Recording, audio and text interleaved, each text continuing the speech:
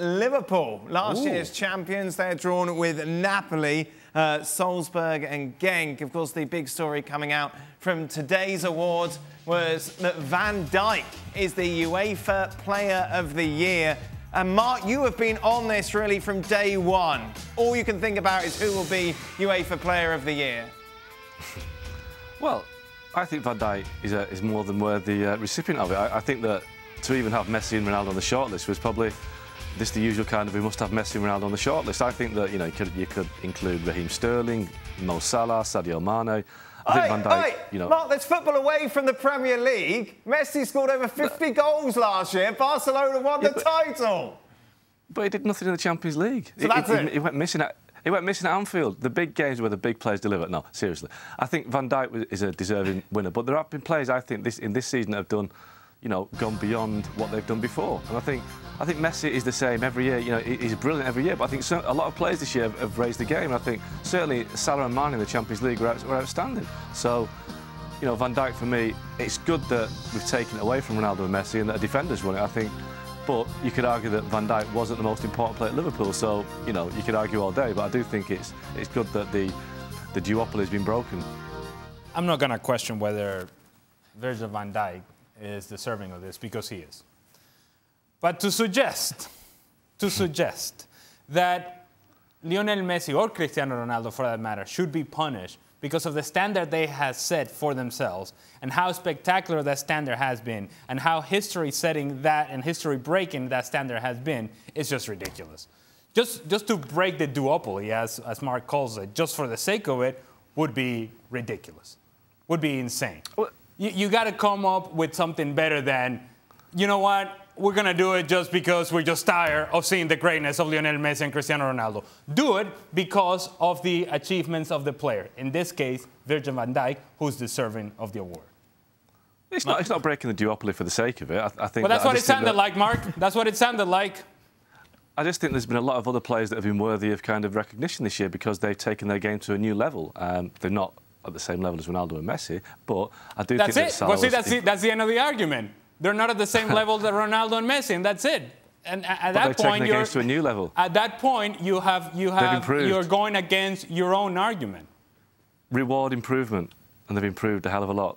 Mane, Salah, Sterling, etc. And even people like Harry Kane, I wouldn't suggest him again ahead of Ronaldo and Messi. But I'm just saying that some players have improved and taken the game to a new level and been really important for their clubs. And Liverpool. So are they at the level of Ronaldo and Messi then?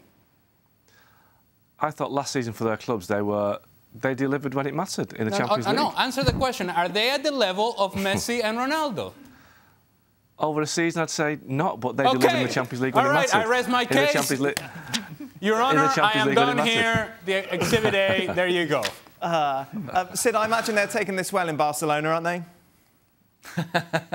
I've got a question, by the way, before I answer that. I mean, the response to this in Barcelona is just, well, we kind of know this. I think a lot of Barcelona fans just think that, of course they think Messi should win every award, and every time he doesn't, it's ridiculous. But they've now got used to, over the last 3 or 4 years, there being awards that he doesn't win, and so there's a kind of resignation as much as anything else. Now, I say this as someone who I must confess, hasn't seen enough of the Italian league, but if this is measured purely in UEFA competitions, I think you can question the inclusion of Ronaldo on the top 3, but I don't think you can question the inclusion of Messi on the top 3, if it's purely based on UEFA competitions last year. Messi's standards are just so high, I suppose, that he gets punished for them. You asked on this show, I think it must have been when we had another one of these fascinating debates about the Ballon d'Or, Dan, you once said, well, if this season had been Messi's first, would he have won it? And we all said, actually, yeah.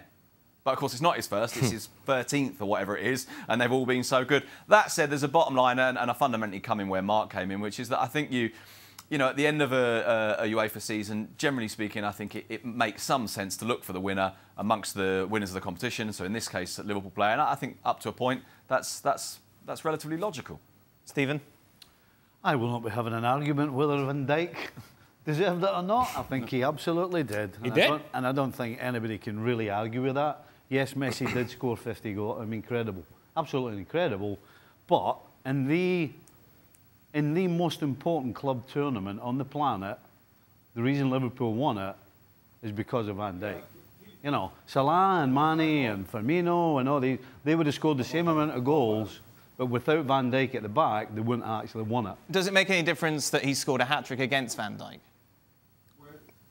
Well, you can't turn around and say he scored it against Van Dijk. You can turn around and say he scored it against Alisson. That's not really a valid argument. The fact of the matter is, at the end of the day, it's about the result. And if Messi had scored 10 goals at Anfield, right, and Liverpool had scored 11 and won the Champions League, then in my opinion, Van Dijk should have won it. No, if Messi had scored 10 goals at Anfield, I'm thinking Messi. So that maybe wasn't the best argument. Well done, Stephen. Well, thank you very much for watching ESPN on YouTube. For more sports highlights and analysis, be sure to download the ESPN app. And for live streaming, premium content, and let's not forget as well, ESPN FC 7 days a week. Subscribe to ESPN+.